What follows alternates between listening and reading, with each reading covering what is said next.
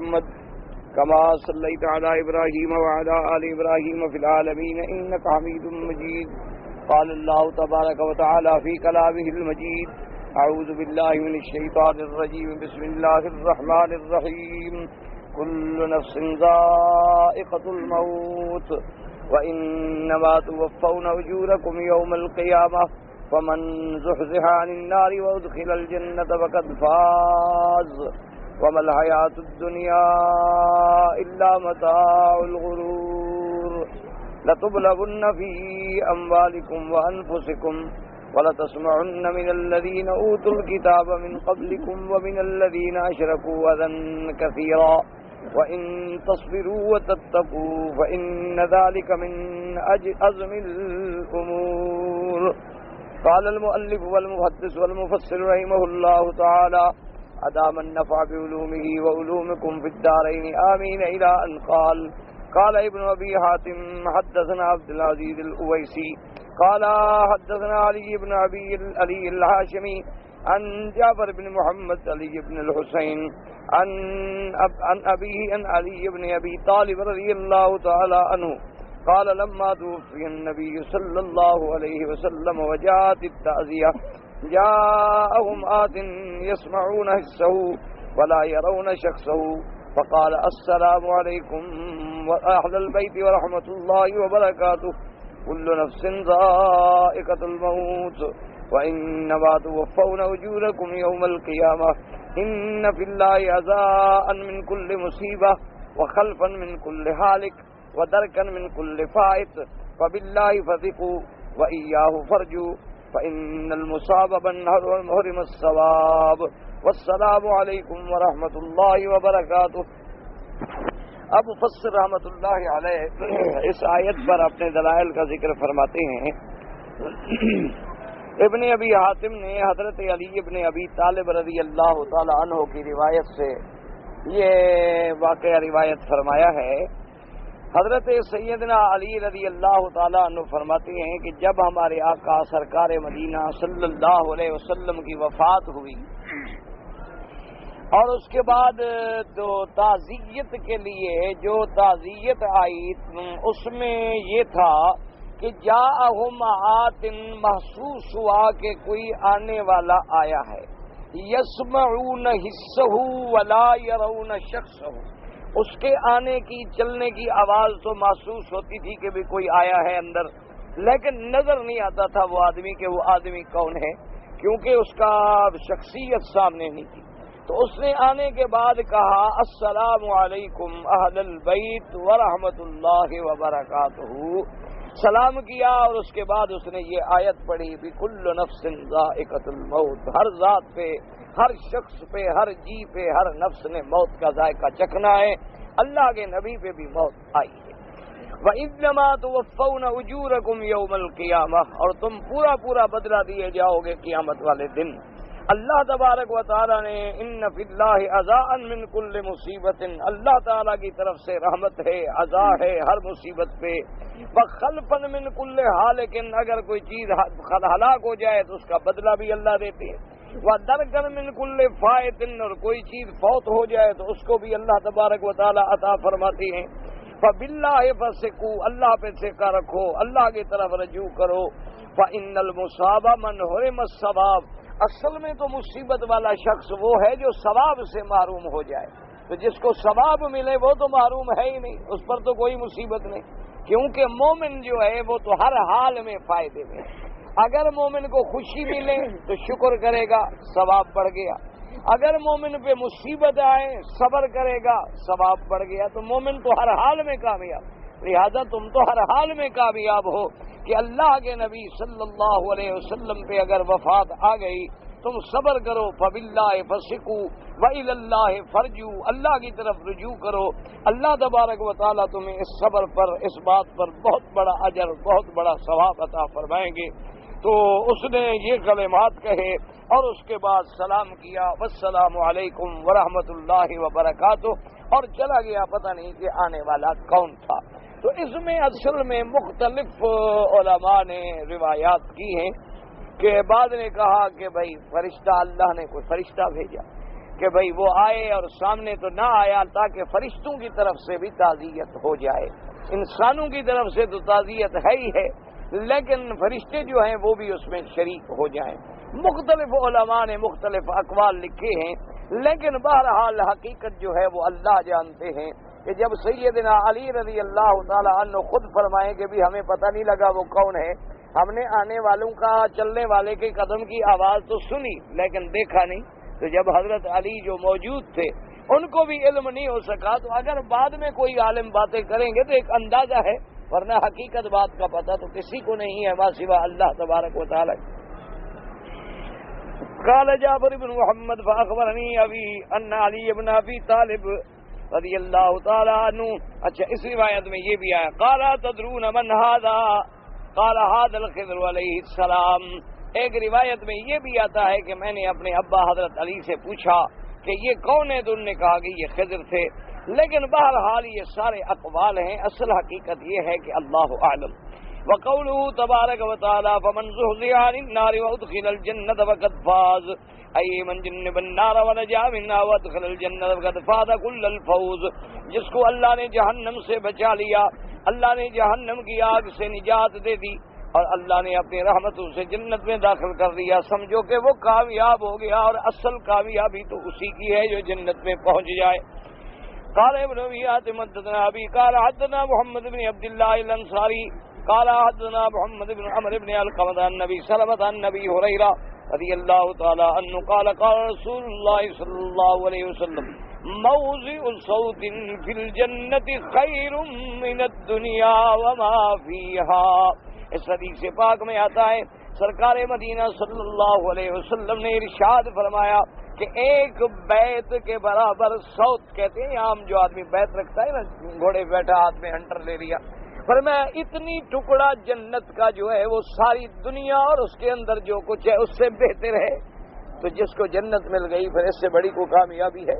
جیسے جنت کی قیمت اتنی ہو کہ وہاں ایک بیت کی جگہ جو ہے ساری دنیا اور ساری دنیا کی نعمتوں سے زیادہ بہتر ہے.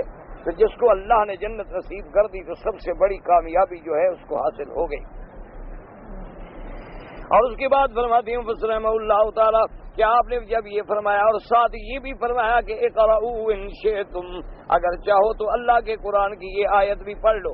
فمن زحزح عن النار، جو جہنم سے ہٹا دیا گیا جنت میں داخل کر دیا گیا، تحقیق وہ کامیاب ہو گیا. ھذا حدیث ثابت فی الصحیحین من غیر ھذا الوجہ بدون هذه الزیادہ وقد رواه بدون هذه الزیادہ ابو حاتم.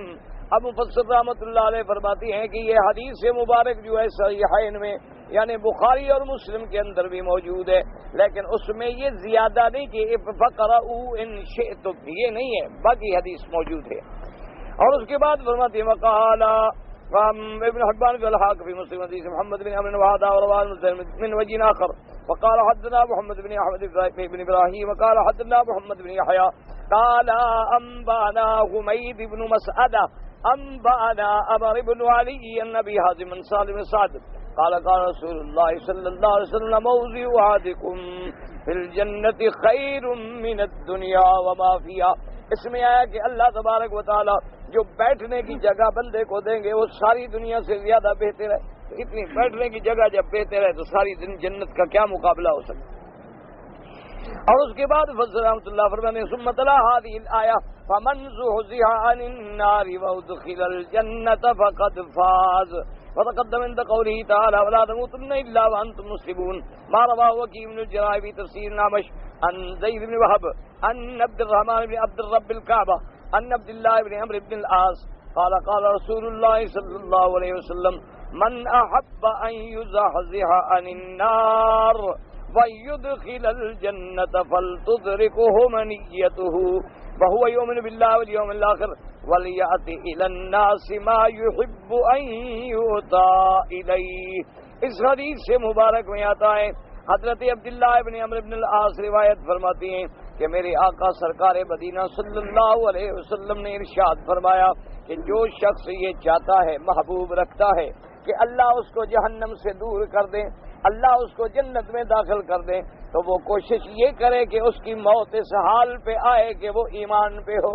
یعنی موت ایمان پہ آئے، کیونکہ اگر موت ایمان پہ نہ آئے تو پھر جنت کا تو سوال ہی پیدا نہیں ہو، کیونکہ یہ قاعدہ ہے کہ جس شخص کی موت ایمان پہ آئے گی وہ اللہ کی رحمت سے جنت میں داخل ہوگا، اور جس شخص کی موت جو ہے شرک پہ آئے گی وہ کبھی جنت میں داخل نہیں ہوگا۔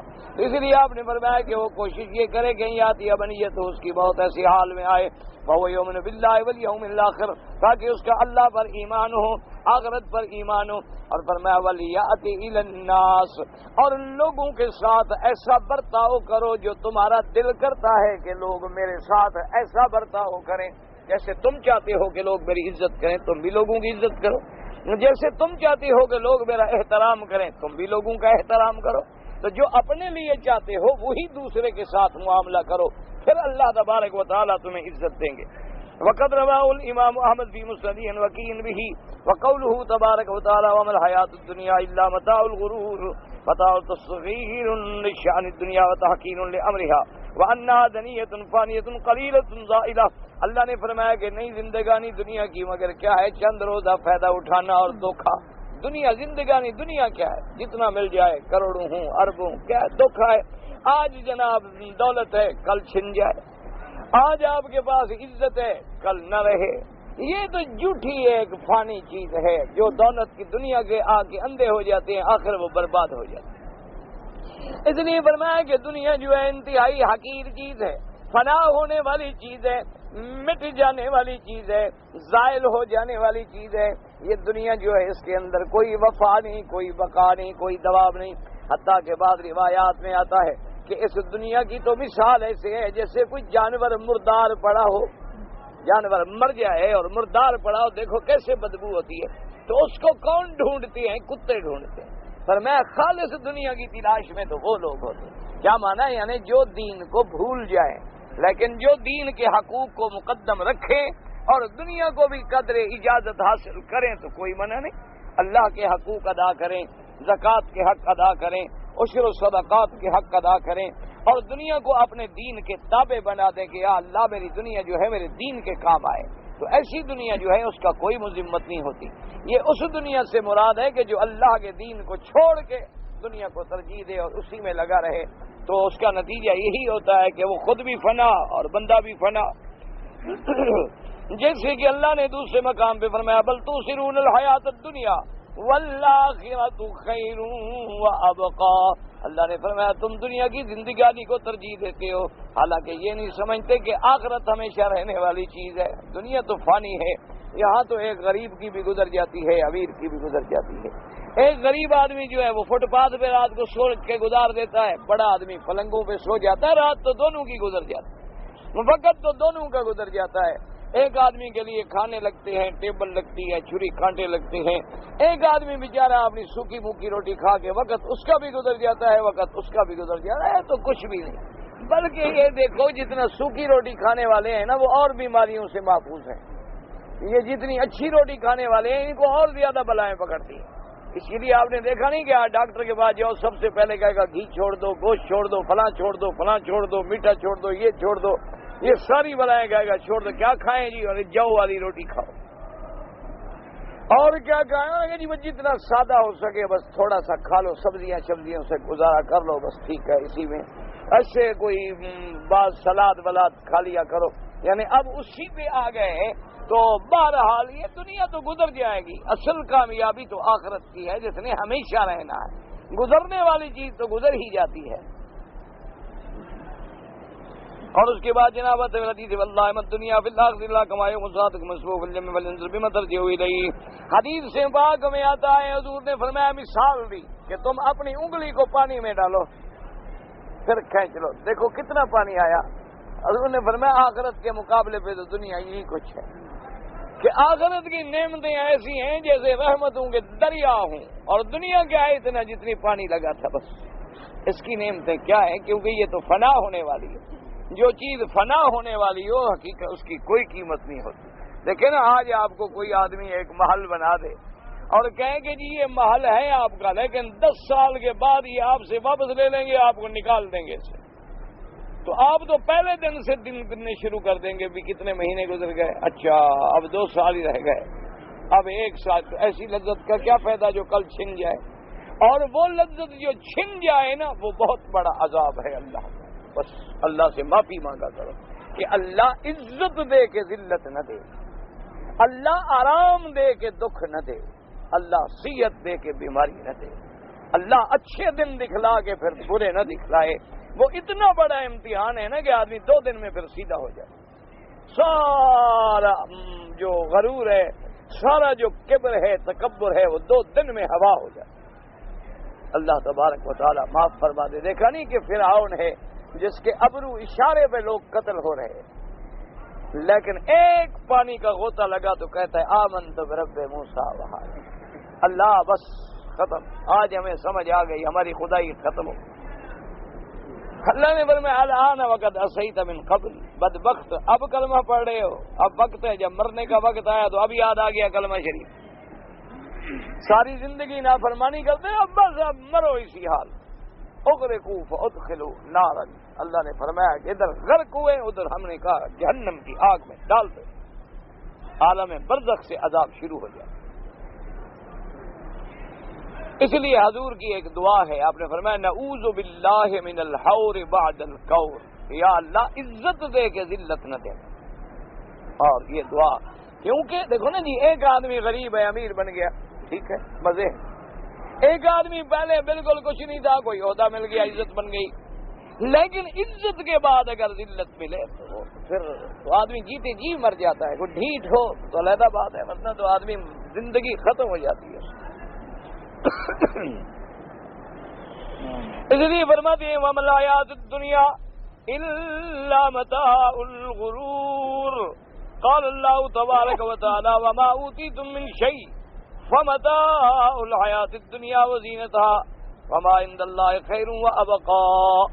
اللہ نے فرمایا جو کہ تم دے گئے دنیا کے اندر یہ تو دنیا کی زندگانی، دنیا کی عارضی زینت ہے، اصل تو وہ ہے جو اللہ کے پاس ہے، وہی باقی رہنے والی. وفی الحدیث ایضا، اس کے بعد اللہ مد دنیا فی الآخرۃ الا کما یغمس احدکم اصبعہ فی الیم فلینظر بما ترجع الیہ. وقال قتادہ فی قولہ تبارک و تعالی وما الحیاۃ الدنیا الا متاع الغرور. قال هي متاع متروکۃ او شکت واللہ الذی لا الہ الا هو ان تزمہر عن اہلها فخذوا من هذا المتاع طاعة الله ان استطعتم ولا قوة الا بالله. حضرت قتادہ سے پوچھا گیا، انہوں نے فرمایا متاع الغرور کا کیا معنی ہے؟ متاع متروکۃ، ایسا نفع جو چھوڑ کے چلا جانا ہے. انہوں نے کہا میرا گمان تو یہ ہے غرور کا معنی دھوکہ ہے، آدمی کو دھوکہ لگے. اس کی مثال دی ہے بعض ہمارے علماء نے، بزرگوں نے. انہوں نے کہا کہ آپ نے کبھی گرمی میں سفر کیا ہو نا جی، دھوپ کی شدت ہو تو دور سے پیاس بھی لگی ہو، گرمی بھی سخت ہو، تو آگے معلوم ایسا ہوتا ہے کہ او پانی کا دریا بہ رہا ہے، حالانکہ وہ سراب ہوتا ہے، پانی وانی کچھ نہیں ہوتا. یوں آدمی آگے جاتا ہے وہ اور آگے ہو جاتا ہے، یوں آدمی آگے جاتا ہے وہ اور آگے ہو جاتا ہے. انجام یہی دنیا کہ نظر آتا ہے او دنیا کے بڑے مزے، لیکن پتہ نہیں ہے کہ جتنے مزے ہیں اس سے بڑا قہر ہے، اس سے بڑا عذاب ہے، اس سے بڑی تکالیف ہیں، پریشانیاں ہیں. یعنی آپ دیکھ لیں دنیا میں جو بڑے بڑے لوگ ہیں نا، ان کو اللہ کی رحمت سے نیند ہی نہیں آتی.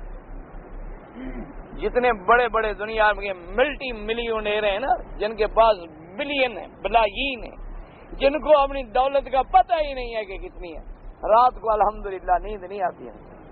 گولیاں کھا کے بیچارے 2 گھنٹے سوتے ہیں. کوئی کرسی پہ بیٹھے بیٹھے نیند کرتا ہے، کوئی گاڑی پہ بیٹھے بیٹھے نیند کرتا ہے، کوئی جناب ڈاکٹروں کے دروازے پہ بیٹھے جی کوئی انجیکشن لگاؤ سو جائیں، نیند نہیں آتی. اس کے مقابلے پہ ایک مزدور جو سارا دن اینٹیں اٹھاتا ہے نا، ایسے مزے کی نیند سوتا ہے. ان دنیا والوں کو نصیب ہو جائے نا، ساری دولت اس کو دے دیں گے، ایک رات کی نیند ہمیں دے دو. اتنے مزے سے سوتا ہے نا، کپڑے بیچ کے، سب کچھ بیچ باچ کے، کوئی نہ کوئی فکر ہے کہ کوئی چوری ہوگی.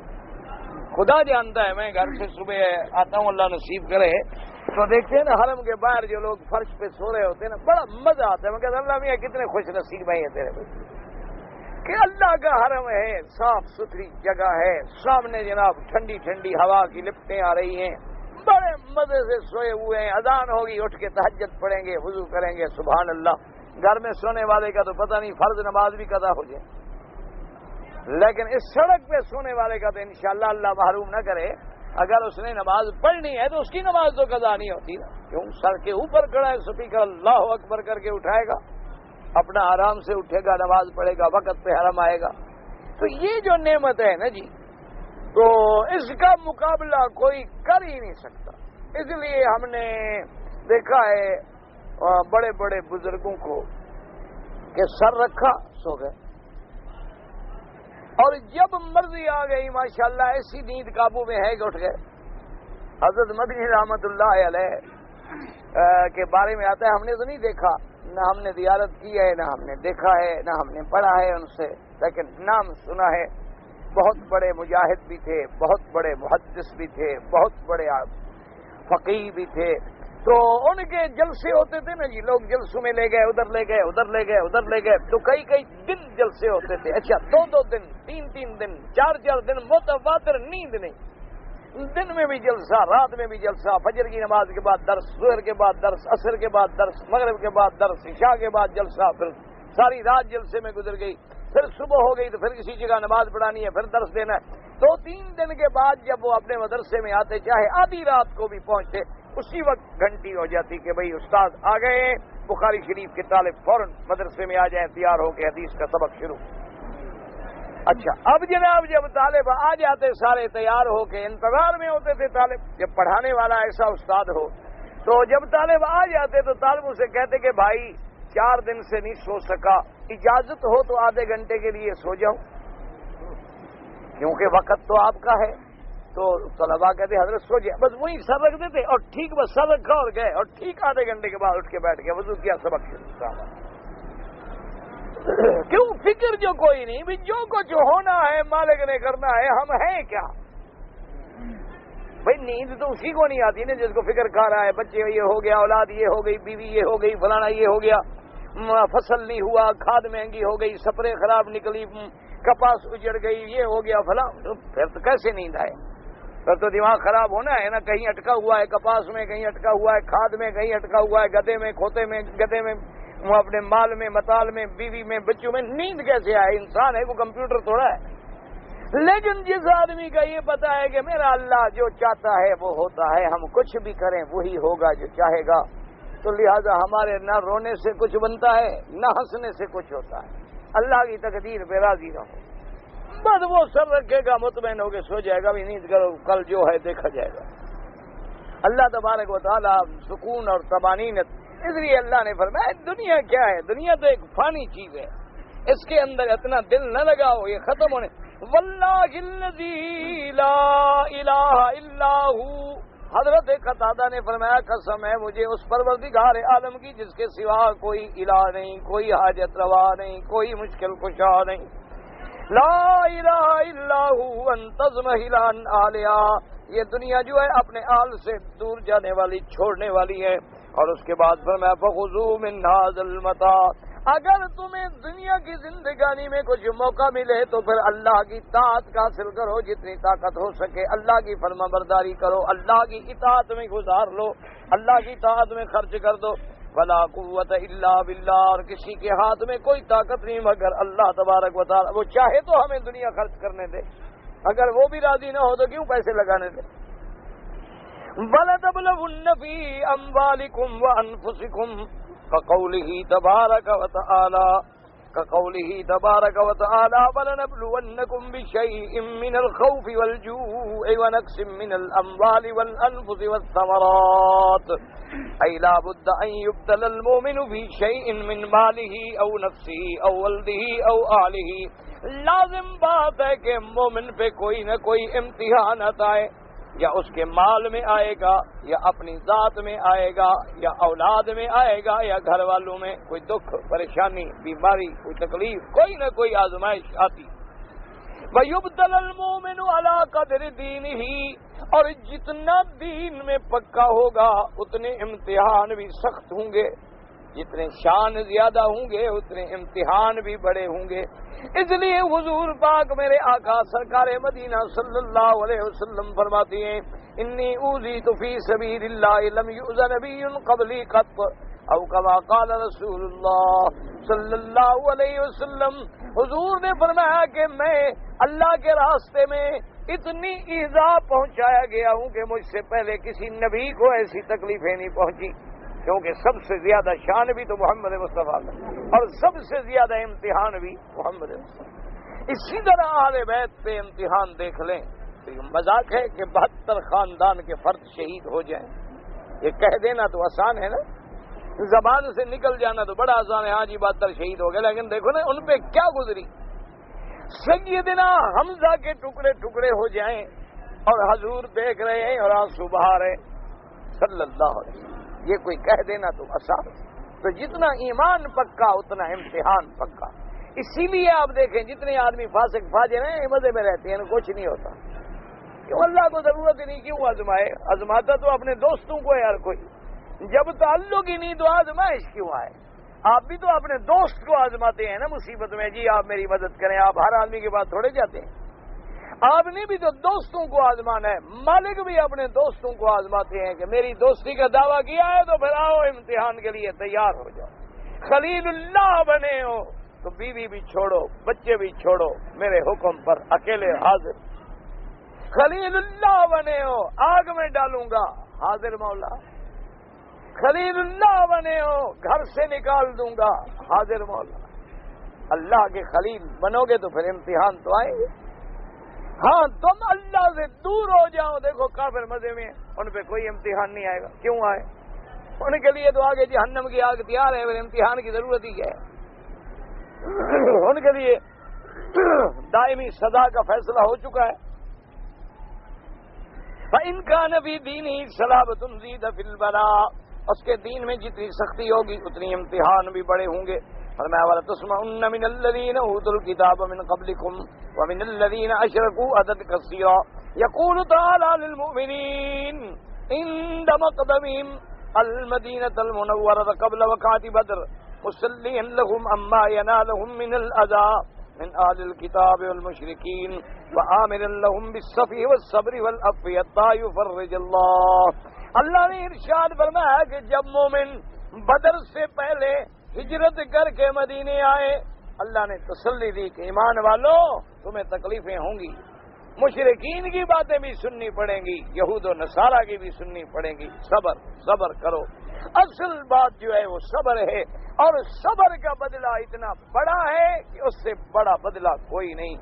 اس لیے حدیث پاک میں آتا ہے ہر عمل کا ایک حد ہے بدلے کی، لیکن اللہ قیامت والے دن ملائکہ کو حکم دیں گے کہ جن صابرین نے صبر کیے تھے امتحانوں میں، یہ سب علیہم سبن، ان پر تو اجر و ثواب کی بارش برسات۔ حدیث میں آتا ہے وہ صبر والے کہیں گے کہ ہائے کاش اللہ اب ہمیں موقع دے دنیا میں اللہ کے راستے میں جائیں اور ہمارے بدن کو ٹکڑے ٹکڑے کر دیا جائے تاکہ ہم صبر کریں اور پھر ہمیں جنت میں مزے ملے۔ تو صبر کا اتنا بڑا مقام ہے کہ صبر کی ثواب کی حد بھی کوئی نہیں، اتنا صبر کا ثواب ملے گا کہ یہ سب علیہم سبن، بس پلٹ ڈالا جائے گا۔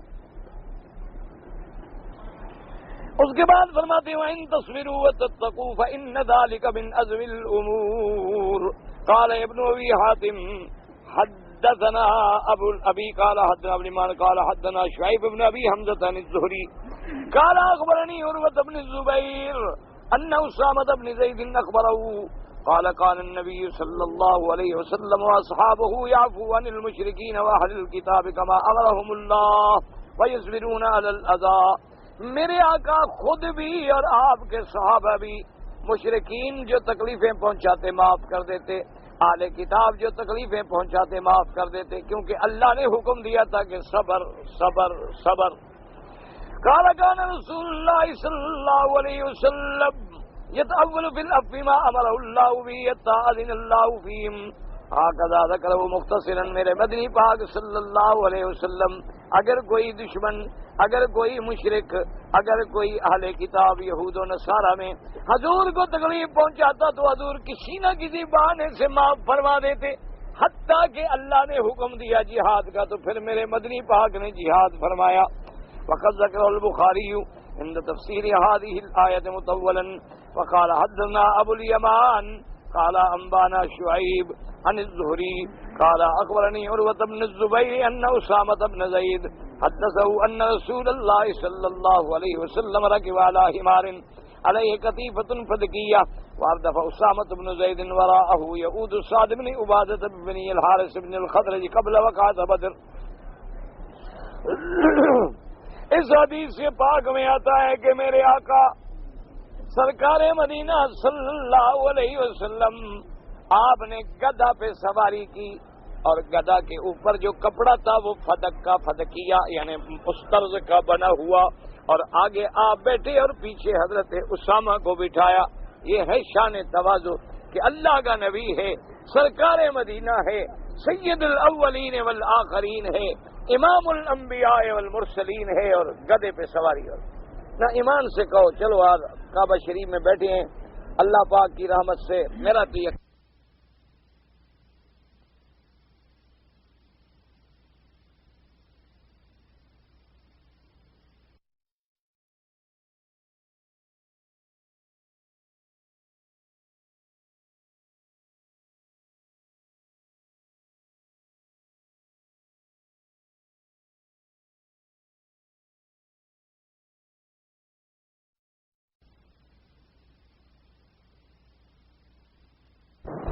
ٹھنڈے دل سے ایمان سے کہو آج ہمارے پیر ایسے ہیں جو ذرا حضور کے عشق میں ہمت کریں, گدھا پہ بیٹھ جائیں.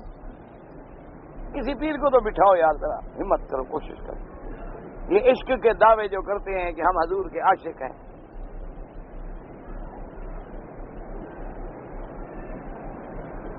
چلو پیر شاید نہ مانے, مولوی تو پڑھے لکھے لوگ ہیں نا بابا, کسی مولوی کو بٹھاؤ, کوئی بڑے نام والا ہو نا, جب آئے جلسے پہ گدھا لے جاؤ اسٹیشن پر. جھوٹے دعوے کرنا عشق کے بڑا آسان ہے. حلوے کھانے والے مجنوں بہت ہوتے ہیں لیکن خون دینے والے مجنوں کم ہوتے ہیں. یاد تجربہ کر لیں, آپ ناراض نہ ہوں, بالکل آپ اللہ کے کعبے میں یہ بات پلے باندھ رہے. کبھی آپ کا پیر آ رہا ہو نا, وہ آپ کو کہے بھی مجھے اسٹیشن سے لے جاؤ, یا بس کے اڈے پہ حضرت آ رہے ہیں وہاں سے لے جاؤ, تو گدھا لے کے پہنچ جاؤ. حضرت بیٹھو, وہ کہے کیوں, کہو کہ تم حضور سے زیادہ بہتر ہو, تمہاری شان محمد مصطفیٰ سے زیادہ بہتر ہے. نہ آپ کا کیا خیال ہے, اگر ساری دنیا کے پیر اکٹھے کریں حضور کے جوتے کے برابر بھی ہو سکتے ہیں. ساری دنیا کے ہم مولوی اکٹھے کر لیں تو حضور کے جوتے کے تسمے کے برابر بھی بن سکتے ہیں. تو اگر حضور ایک سواری پہ سوار ہوئے ہیں تو ان کی توہین کیسے ہوتی ہے؟ تجربہ کریں ضرور ایک دفعہ, اس کے بعد مجھے مہربانی کر کے خط لکھنا کہ پیر صاحب نے کیا کیا. اگر ہوگا مولوی تو انشاءاللہ تمہارے کفر کا فتویٰ اسی وقت دے دے گا, وہ کہے گا یہ بے ایمان ہے, کافر ہو گیا. اور اگر ہوگا پیر وہ کہے گا تمہاری بیعت میں نے ابھی توڑ دی ہے, بدبخت نکل جاؤ, بس تمہارے گھر کو بھی آگ لگ جائے گی اور تباہ ہو جاؤ, تم نے ہماری بےزتی کی, گدھا لے آئے میرے لیے. اور جو کہے الحمدللہ سنت محمد مصطفیٰ ہے اور بیٹھ جائے, ایسے کو سمجھنا کہ اس کے اندر کوئی دین ہے, اس کے اندر کوئی عشق رسول ہے. تو ذرا آزماؤ تو صحیح نا. ایسے جو تم نے پیر بنا رکھے ہیں, آئے تو ہم نذرانے دیں, ملنے جائیں تو پھر بھی ہم نذرانے دیں, مطلب پیدا کیا ہوا ایسا. حضرت ہمارے گھر میں آئے تب بھی تو ہمارا گھر برباد کریں. ہم کو تو میسر نہیں مٹی کا دیا بھی, اور گھر پیر کا بجلی کے چراغوں سے روشن. اور اگر ہم ملنے جائیں تو پھر بھی ہم اپنا گھر برباد کر کے حضرت کو نظر ریاض بھی پیش کریں کہ حضور یہ نظر کیوں, حضرت کو پیسے دے رہے ہیں, رزق میں برکت ہوگی, مٹی کی برکت ہوگی, جو گھر میں تھا وہ بھی تباہ ہو گیا. اللہ کے بندے, حضور سرکار مدینہ صلی اللہ یعنی جس کے معراج کے لیے اللہ جنت سے سواری بھیجیں, جنت سے براق آئے, اور ایسی سواری جو کسی نبی کو نہیں ملی, کسی ولی کو نہیں ملی. حضور نے فرمایا اس کی رفتار کا یہ عالم تھا, جہاں نظر ہوتی تھی وہیں قدم پڑتا تھا. اب نظر دیکھ لو کہاں تک جاتی ہے. اور پھر اس سواری کو اللہ نے یہ بھی حکم دے دیا کہ اگر چڑھائی ہے تو تم ایسے تمہاری ٹانگیں خود بخود چھوٹی ہو جانی چاہیے. میرے مدنی کے توازن میں فرق نہ ہے. ایسی سواریاں جس کے لیے ہیں اور جس کو اٹھانے کے لیے اللہ کے فرشتے تیار کھڑے ہیں, لیکن پھر محمد مصطفیٰ جو گدھا پہ بیٹھے ہیں تعلیم دی امت کو کہ خبردار تواضع اختیار کرو. جتنے جھکو گے اللہ اتنا اونچا کرے, اور تم جتنی اکڑو گے اللہ گردن توڑ دیں گے. اگر چند دن کا موقع مل گیا تو کیا ہو گیا؟ میرے مدنی جس دن آئے ہیں فتح مکہ والے دن, صحابی کہتے ہیں حضور جس اونٹنی پہ سوار تھے آپ نے مہار جو پکڑی ہوئی تھی, جو مکہ قریب آ گیا حضور تواضع میں اللہ کے آگے سر جھکاتے گئے حتیٰ کہ اونٹنی کی گردن سے سر لگ گئے کہ میں اکڑ کے نہ جاؤں کہیں اللہ ناراض نہ ہو جائے. میرے اپنے استاد سے حضرت حبیب اللہ گمانوی رحمت اللہ علیہ فوت ہو گئے. ایسے لوگوں کو اب تو بس آنکھیں ڈھونڈتی ہیں, یاد کرتے رہتے ہیں, دعائیں مانگتے رہتے ہیں, اور تو ہمارے پلے میں ہے کچھ نہیں. کیا استادوں کی خدمت کی. میرے اپنے استاد تھے جن سے الحمدللہ میں نے کئی کتابیں پڑھی ہیں. ویسے صرف استاد نہیں تھے, استاد بھی تھے, والد بھی تھے, سب سے بڑے محسن بھی تھے, مربی بھی تھے. ایسے لوگ کہاں سے ہمیں ملیں گے. پہلی دفعہ جب حج پہ تشریف لا رہے تھے, بڑھاپا تھا بے انتہا, ہوائی جہاز میں جب بیٹھے تو سیٹ کے ساتھ یوں ٹیک نہیں لگائی, یوں کر کے بیٹھے رہے. اب جو ساتھی ساتھ تھا وہ ذرا سیدھا کر دے, حضرت آپ تھک گئے ہوں گے تھوڑا سا آرام کر لیں, پھر حضرت سیدھے ہو کے بیٹھ جائیں. آخر سارا راستہ وہ بھی کہتا رہا, حضرت نہ مانے. آخر اس نے ضد کی, جب اس نے تنگ کیا تو اس نے کہا میں تو بھائی ایک غریب آدمی ہوں, گدھے پہ سواری کرنے والا, آج ہوائی جہاز پہ اللہ نے چڑھایا ہے, یوں کر کے بیٹھوں کہیں خدا ناراض ہو جائے. کہ اکڑتے ہو, آج فضاؤں میں اڑ رہے ہو اس لیے اکڑتے ہو. میرے اپنے دوست ہیں, زندہ ہیں الحمدللہ. اب یہ مجھے نہیں پتا کہ اب ان کا عہدہ کیا ہے, عہدہ ہے یا نہیں ہے, اللہ عالم. میرے دوست ہیں, میرے علاقے کے ہیں, میری قوم کے ہیں, برادری کے ہیں, جج تھے, بہت بڑے سینئر ججوں میں تھے. مکے میں تشریف لے آئے, اس نے مجھے حلف دے کے کہا, اس نے کہا مولوی صاحب خدا کی قسم کھا کے کہتا ہوں جب تک اللہ نے مجھے جج کی کرسی پہ بٹھایا ہے میں نے ٹیک نہیں لگائی, ہمیشہ یوں کر کے بیٹھا ہوں کہیں خدا ناراض نہ ہو جائے کہ میں نے تمہیں کرسی پہ بٹھایا, کرتے ہو. اس نے کہا کئی دفعہ میرے وکیلوں کو, ماتحتوں کو یہ شبہ ہو گیا کہ ہمارے جج صاحب کو بھی تکلیف ہے, شاید یوں بیٹھ نہیں سکتے, لیکن میں کسی کو کیا بتاؤں کہ مجھے تکلیف ہے یا نہیں ہے. انہوں نے کہا تو آپ نے بات چھیڑ دی, ایک واقعہ آپ نے استاد کا سنایا تو میں نے میری زبان پر بھی بات آ گئی. کہنے لگے ڈر سے جتنا عرصہ مجھے اللہ نے کرسی پہ بٹھایا ہے, جتنی دیر مجھے عدالت کی کرسی پہ بیٹھنے کا اللہ نے موقع دیا ہے, میں نے کبھی ٹیک نہیں لگائی, ہمیشہ یوں کر کے بیٹھا ہوں. اور پھر اللہ کے آگے رو رو کے نمازیں پڑھ کے دعائیں کی, اللہ عدل کی توفیق دینا, مجھ سے نہ حق نہ کرانا, تیرا بندہ ہوں, انسان ہوں, ہو سکتا ہے میں بھول جاؤں, ہو سکتا ہے میں غلط سمجھوں. ایسے لوگ بھی دنیا میں موجود ہیں. یہ لوگ نہ ہوں تو ہم تو مدت کے مٹ گئے ہوتے ہیں. یہی اللہ والے شاید کوئی ہیں جن کی دعاؤں سے گاڑی شاڑی چلتی رہتی ہے, ورنہ تو ہمارا حال تو بھائی بات سیدھی ہے, بالکل پتلا ہو گیا ہے. ہم تو سفر سے پہلے سوچ رہے ہوتے ہیں کہ آرام کا کیا ہوگا.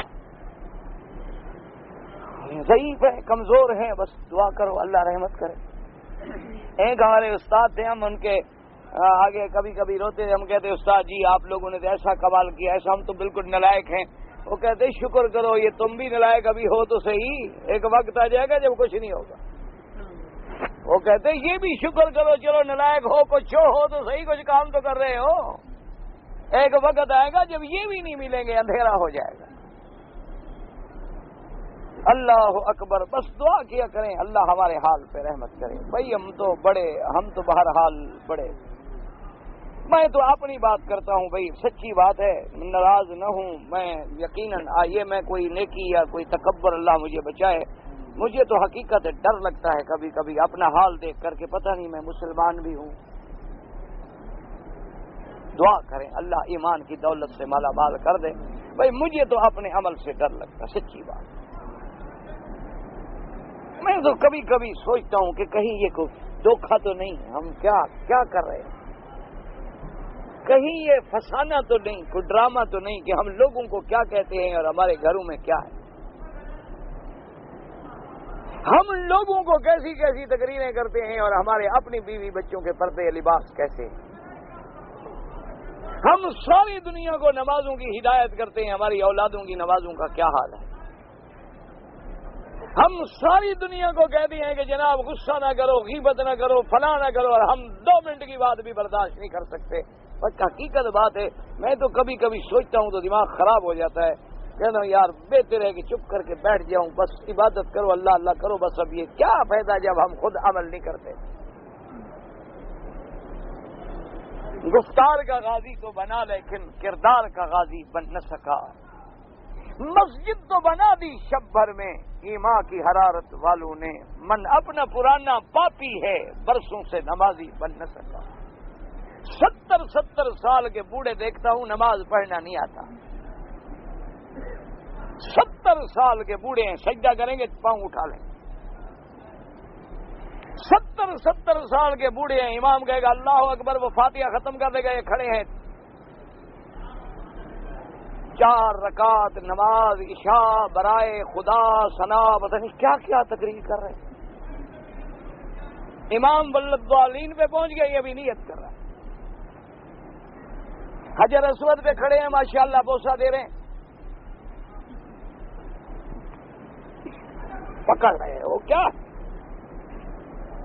بسم اللہ اللہ اکبر السلام علیکم جاؤ۔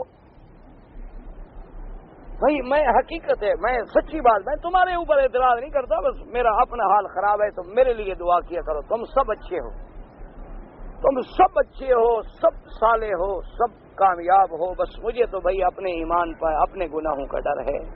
اور کیا میں نے تم سے کوئی پیسے تو نہیں لینے، نہ میں نے تم سے کوئی تنخواہ لینی ہے۔ دعا کہتا ہوں نا، یہی کہتا ہوں نا کہ دعا کر دیا کرو کہ اللہ ہدایت کے فیصلے کرتے ہیں۔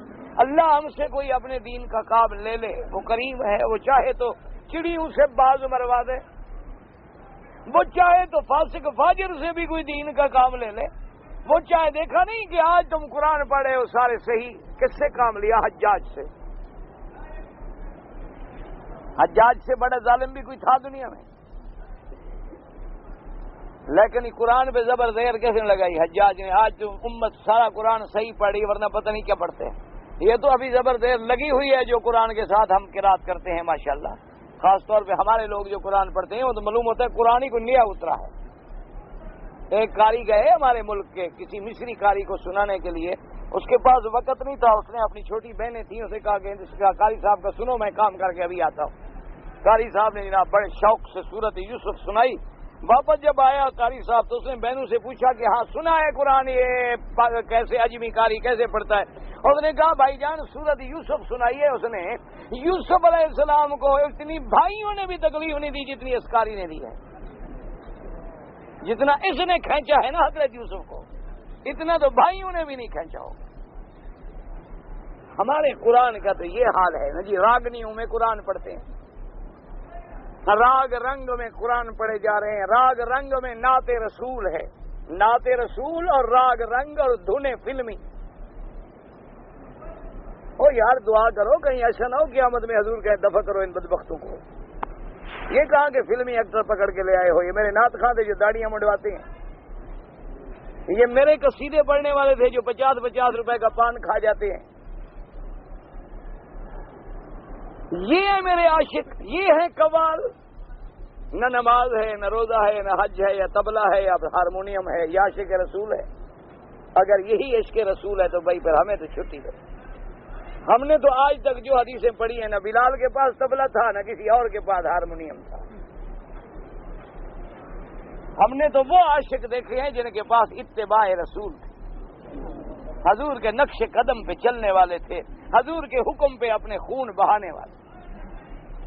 اب حضور دیکھیں کس پہ ہیں؟ راکب علی حمار وعلیہا قطیفۃ فدقیۃ، اور اس کے اوپر چادر جو تھی، قطیفہ کہتی ہیں وہ ٹکڑا کپڑے کا جو اس کے اوپر ڈالا گیا، فدقیہ فدق جگہ کا نام ہے، وہاں کا بنا ہوا۔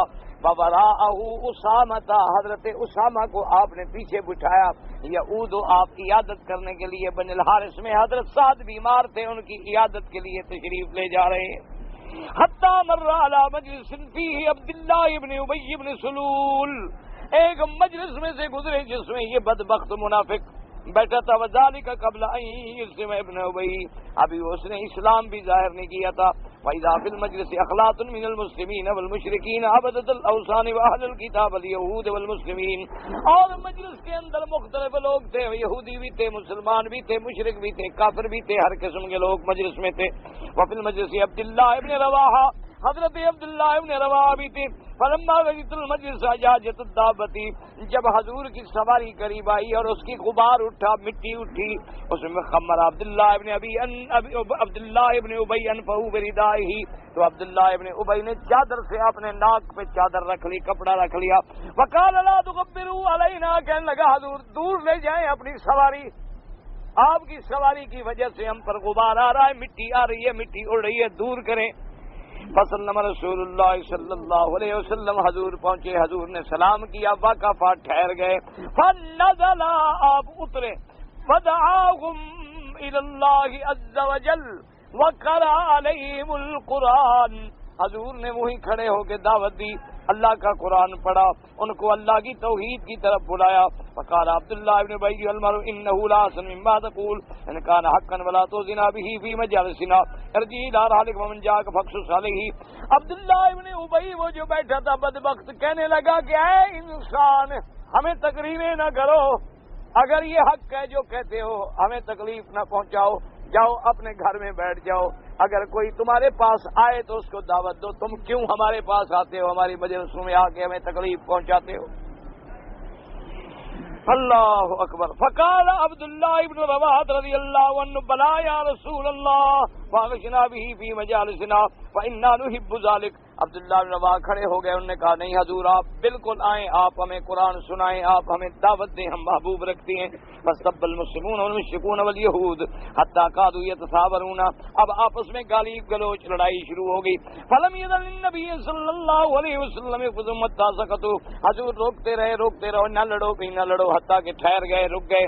ثم ركب النبي صلی اللہ علیہ وسلم دابته وسار حتى دخل على سعد بن عبادہ فقال له النبي صلی اللہ علیہ وسلم يا سعد ألم تسمع إلى ما قال أبو حباب يريد عبد الله بن أبي قال كذا وكذا، فقال سعد يا رسول الله فأن وصفه فوالذي أنزل عليك الكتاب لقد جاءك الله بالحق الذي نزل عليك فلقد استرى أهل هذه البحيرة لا يطوجوه ويصربوه بالأصابة فلما أبى الله ذلك بالحق الذي آتاك الله شرك بذلك فلذلك الذي فعل به ما رأيت وعفى عنه رسول الله صلى الله عليه وسلم وكان رسول الله صلى الله عليه وسلم وصحابه يعفون عن المشركين وأهل الكتاب كما أمرهم الله ويصبرون على الأذى۔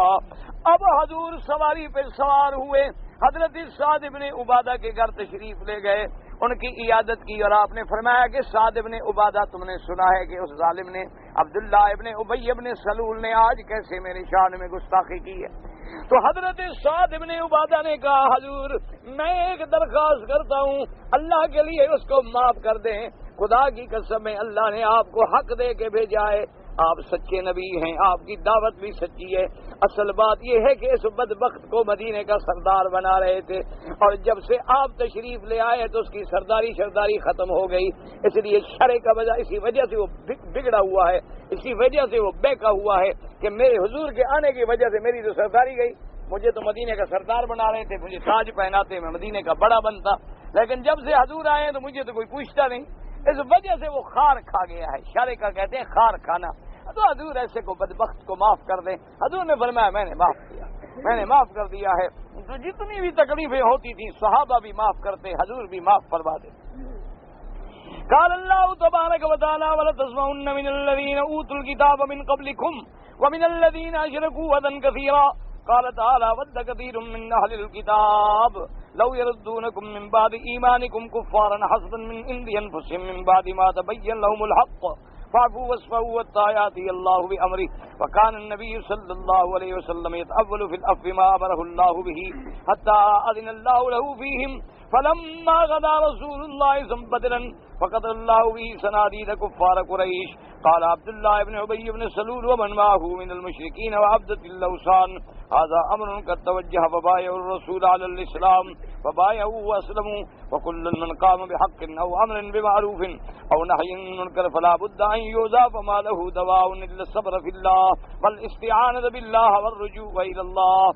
حضور ہمیشہ صبر کرتے رہے، کافر تکلیفیں دیتے، حضور بہانے سے معاف فرما دیتے حتیٰ کہ جب بدر کا موقع آیا اللہ نے اپنے نبی کو فتح دی اور بدر میں کفار قریش کے سردار مارے گئے. تو اب یہ عبداللہ ابن ابی ابن سلول جس نے اعتراض کیا تھا اپنی جماعت کو اکٹھا کر کے کہنے لگا کہ اب مسلمان ہو جاؤ، معلوم ہوتا ہے کہ اللہ کے نبی کو طاقت مل گئی، ہم برباد ہو جائیں گے، اب مل جاؤ مسلمان ہو کے بس شامل ہو جاؤ. تو اس کے بعد وہ بھی آ گئے، شامل ہو گئے، جھوٹے موٹے اسلام میں آئے. تو اب مفسر فرماتے ہیں فَكُلٌّ مَّن قَامَ بِحَقٍّ او بِأَمْرٍ بِمَعْرُوفٍ او نَهْيٍ عَن مُنکر، کوئی حق والا جب حق پہ کھڑا ہوگا، اب ہم بھلائی کا امر کرے گا، برائی سے روکے گا، لوگوں کو دعوت حق کی دے گا، تو لازمی بات ہے کہ لوگ اس کو ستائیں گے، لوگ اس کو تکلیفیں پہنچائیں گے، لوگ اس پہ پتھر برسائیں گے، لوگ اس کے خلاف گالیاں دیں گے، تہمتیں لگائیں گے. اس کے بعد کیا ہے التوکل علی اللہ والاستعانۃ باللہ والرجوع الی اللہ. اس کے پاس علاج یہ ہے کہ وہ اپنے اللہ پہ توکل کرے، اللہ سے مدد مانگے اور اپنی بات پہ جمع رہے. اللہ تبارک و تعالی ہمیں بھی آپ کو بھی سب کو دین پہ استقامت ثبات نصیب فرمائے.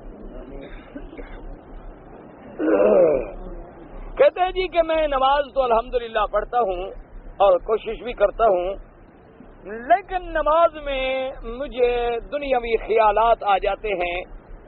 بات یہ ہے کہ بھی جب ایک چیز اللہ نے معاف کر دی ہے تو پھر ڈرنے کا کیا مطلب؟ جتنے بھی خیال دل میں آئیں، گندے آئیں، اچھے آئیں، برے آئیں، کچھ آئیں، سب اللہ نے معاف کیے.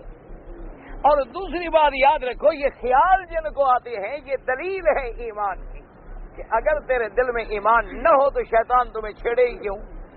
شیطان چھیڑتا ہی اسی کو ہے، یہ مومن ہے. جو ایمان سے فارغ ہے اس کو تو کبھی دل میں خیال برا آتا ہی نہیں. اس لیے یہ بات بری نہیں ہے. حضرت علی رضی اللہ تعالیٰ عنہ کی خدمت میں ایک آدمی نے پوچھا تھا کہ حضرت مجھے نماز میں بڑے بڑے خیال آتے ہیں، تو آپ نے فرمایا اچھا تم اس مرتبے پہ پہنچ گئے ہو؟ اس نے کہا جی کیا مطلب؟ ہم نے فرمایا یہ تو بڑے مرتبے والوں کی بات ہے، ہر کسی کو تو ایسا نہیں ہوتا. تو جتنا شان اونچی ہوتی جائے گی، ایمان پکا ہوتا جائے گا، تو شیطان بھی تو زیادہ ڈاکہ ڈالے گا. کوئی فکر نہ کرو، بالکل نمازیں پڑھتے رہو. اور ویسے بزرگوں نے ایک علاج لکھا ہے، لیکن اگر کرنا چاہو تو انہوں نے کہا کہ ایک تو قل اعوذ برب الفلق قل اعوذ برب الناس، یہ آخری صورتیں جو ہے نا صبح شام پڑھ کے اپنے ہاتھوں پہ دم کر کے پورے بدن پہ پھیر دیا. اور دوسرا یہ ہے کہ مثلا 2 رکعت نفل پڑھ رہے ہو نا، تو شیطان وسوسے سے ڈال رہا ہے، سلام پھیر کے 2 رکعت اور شروع کر دو، پھر وسوسے سے ڈالے تو اور شروع کر دو. وہ جتنا تنگ کرے تم اور عبادت میں بڑھتے جاؤ، بھاگ جاتا ہے. وہ کہتے ہیں اس کو اسی پہلی 2 رکعت پہ رہنے دو ورنہ یہ تو 100 شروع کر دے گا، یہ تو میری گردن توڑ رہا ہے، میں تو اس کو چلو اس کو 2 پڑھنے دو آرام سے، ایسا تو نہ ہو کہ اور پڑھے. تو وہ بھاگ جاتا ہے پھر شیطان. وہ برائی نہیں چھوڑتا. اللہ کے بندے تم نیکی کیوں چھوڑتے ہو؟ اچھا بغیر ٹوپی کے نماز بالکل ہو جاتی ہے، بالکل ہو جاتی ہے. ٹوپی نہ ہو، حتیٰ کہ گلے میں قمیص بھی نہ ہو تو نماز ہو جاتی ہے. صرف ناف سے لے کر گھٹنے تک اگر یہ بدن چھپا ہوا ہے نماز ہو جاتی ہے. لیکن یہ معنی نہیں ہے کہ ٹوپی ہو تو اتار کے پھینک دو، یہ بھی کوئی مسئلہ نہیں.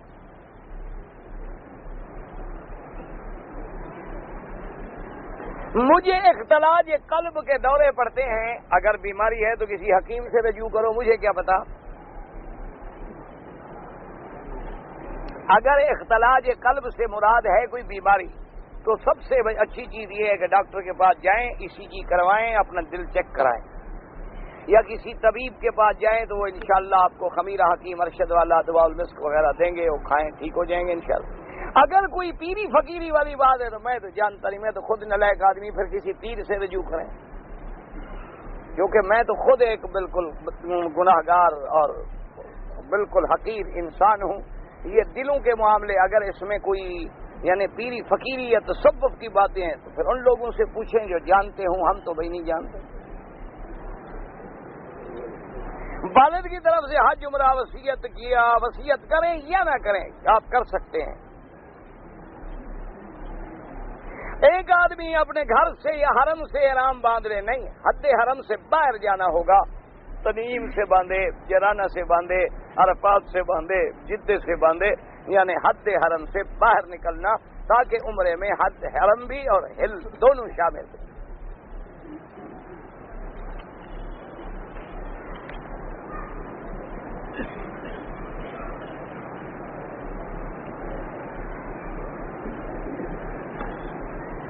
یہ چندے وندے کرنا جو ہے بھائی ویسے بھی منع ہے اور ہمیں عادت بھی نہیں ہے۔ آپ کے درس سے مجھے فائدہ ہوا، بس دعا کیا کرو، اور اس سے بڑی دعا سے بڑا بدلہ اور کیا دو گے؟ غیر رہائشی مکان کی زکوٰۃ کرائے پر دینی ہوگی یا مکان کی کل قیمت پر؟ گزارش یہ ہے کہ جو مکان آپ نے تجارت کے لیے رکھا ہوا ہے، اصولی سی بات ہے تو وہ آپ کی جائیداد ہے، آپ کی جائیداد ہے، اس کی قیمت ہے، سب کچھ ہے، سب پہ آپ نے زکوٰۃ دینی ہے۔ اور اگر آپ رہائش رکھے ہوئے ہیں پھر اس کی کوئی زکوٰۃ نہیں، اصولی سی بات۔ کوئی زمین ہے، کچھ ہے، زمین ہے، آباد کرو گے تو عشر دو گے، اگر ایسے پڑی ہوئی ہے تو پڑی رہے۔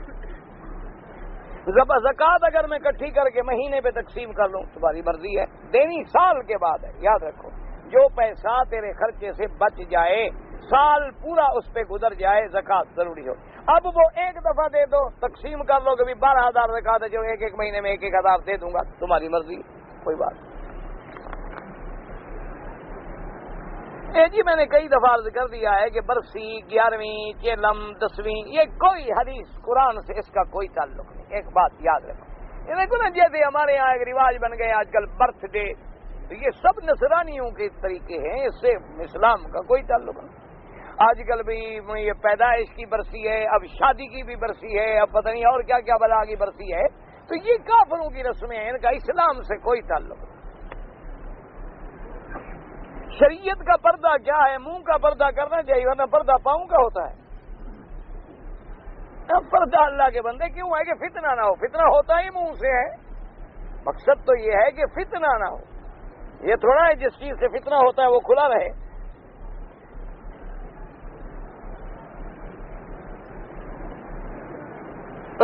تصویر دیکھنا، پتہ نہیں کیا لکھا ہے، ٹیلی ویژن دیکھنا، بری چیز دیکھو بالکل گناہ ہے، وہ خبر ببر سن لی تو کوئی بات نہیں۔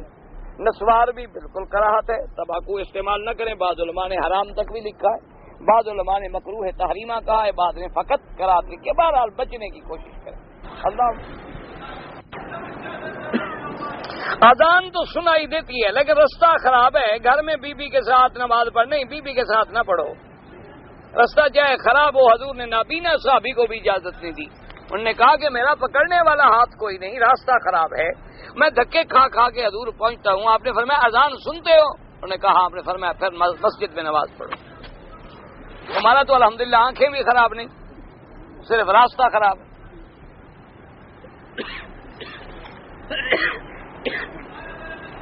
میں نے پہلا عمرہ کیا ہے، صفا مروہ دوڑنے کے بعد جو دوسرے لوگ بال کاٹ رہے تھے، میں نے بھی تھوڑے سے بال کٹوا لی۔ اگر ٹک لگا ایک دو بال ادھر سے ایک دو ادھر سے تو پھر ایک بکری دم دو، ورنہ اس طرح پھروانا ضروری ہے، یا کم از کم چوتھا حصہ بالوں کا کٹ جائے۔ یہ تو رواج ہے، بس لوگ جو کر رہے ہیں تو ہم بھی کر رہے ہیں۔ لوگ اگر نماز ادھر شروع کر دیں یہ بھی ادھر شروع کر دیں۔ لوگ جو کر رہے تھے کیا کرے بیچارہ، لوگ کر رہے تھے، 1400 سال کے بعد ان کو مسئلہ سمجھ نہیں آیا، بس لوگ کر رہے تھے۔ کسی نے کوئی حکیم نے لکھا ہے عمرہ ضرور کرو۔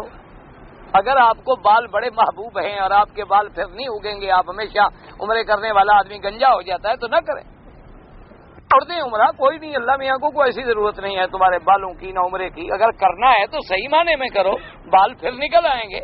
ہمارے بال کوئی نبی کے بالوں سے زیادہ قیمتی ہیں؟ اللہ کا نبی اس طرح پھروائے اور ہم ٹک لگوائیں، میرا حسن خراب نہ ہو، شام کو جو جاؤں تو بیوی بیچاری پہچان ہی نہ سکے کون آ گیا۔ اسی لیے ڈرتے ہیں غریب۔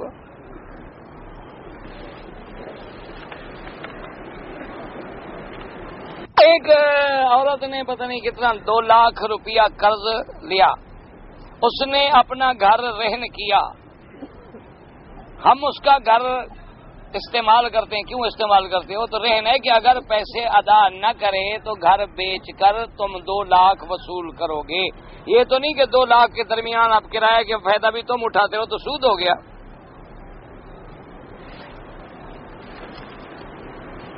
ہم دوست ایک ساتھ عمرہ کرتے ہیں، ایک دوسرے کا سر خود مونڈ لیں، آج کل مونڈتے ہی دوست ہیں، کوئی حرج نہیں، مونڈ سکتے.